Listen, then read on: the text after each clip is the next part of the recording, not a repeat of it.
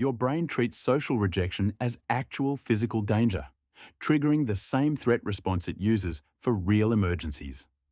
The harder you try to stop caring through building confidence, the more you reinforce that others' opinions matter enough to fight against. What I discovered when I stopped trying to build unshakable confidence was something far more practical. An energy audit that revealed where my mental resources were actually going, and why people who genuinely don't care what others think never got there through self-love or positive affirmations. But here's what I discovered when I actually tried to willpower my way out of caring. Your brain treats social interaction as a fundamental need regulated by homeostatic processes, just like hunger or thirst. Think of it like having a smoke detector that's been rewired to go off every time someone might disapprove of you. The alarm isn't broken. It's doing exactly what evolution designed it to do. The social cognitive network that processes what others think is directly connected to your amygdala, giving it access to the same emotional intensity reserved for actual threats. I spent years trying to convince this system that other people's opinions didn't matter, which was like standing next to a fire alarm telling it to stop being so sensitive. The harder I pushed against it with positive self-talk and confidence-building exercises, the more I reinforced that this was indeed something worth fighting, which meant it was something worth fearing. 3 weeks into trying to override my alarm system with confidence mantras, I discovered something that completely flipped my understanding of the problem. I was convinced everyone at my gym noticed when I stumbled through that new exercise routine. Turns out, when people do something embarrassing, they estimate roughly twice as many onlookers noticed compared to who actually did.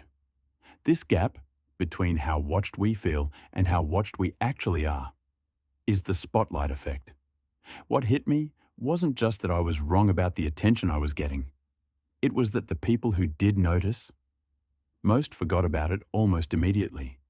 I'd been constructing an entire mental prison around an audience that was barely paying attention. The revelation wasn't about building thicker skin or becoming more confident. It was about realizing I'd been solving for the wrong variable entirely. So you've just discovered that people overestimate roughly twice as many onlookers noticed their embarrassing moments compared to who actually did. But here's what I want to know. Have you ever caught yourself doing this same mental math where you're convinced everyone's watching when they're really not? Comment your answer below. Now, let's talk about what happens when you stop fighting this system entirely. But here's the counterintuitive strategy that actually worked.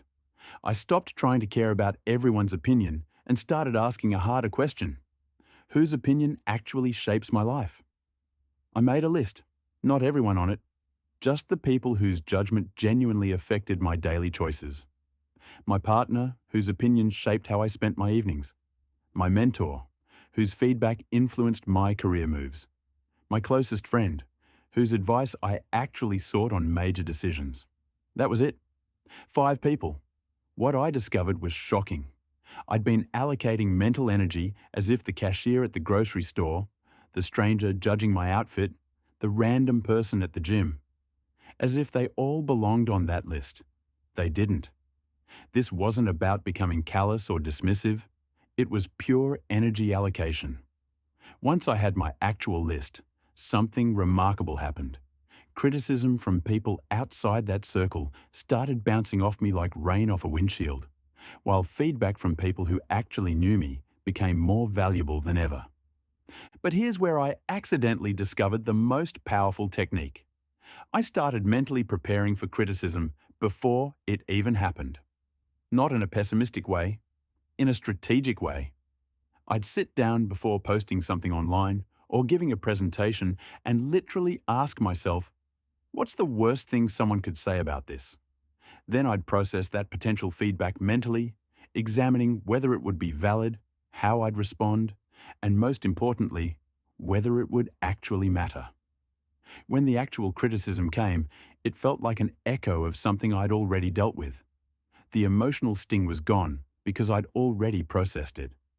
This wasn't about becoming pessimistic or expecting the worst. It was about removing the element of surprise that gives criticism its power to derail us. The biggest trap I fell into while implementing this entire system, I tried to execute it perfectly.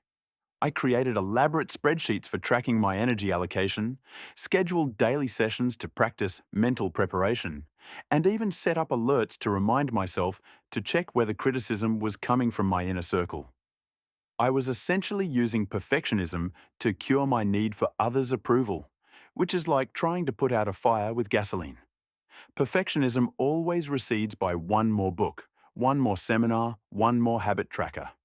The breakthrough came when I realized that the entire point wasn't to become a perfectly confident person who never cared what anyone thought. It was to become someone who cared strategically, imperfectly, and with full awareness that I'd messed this up sometimes too. The day I stopped trying to optimize my way out of caring and just started asking, does this person's opinion actually matter? Without tracking my success rate, was the day this whole approach finally clicked.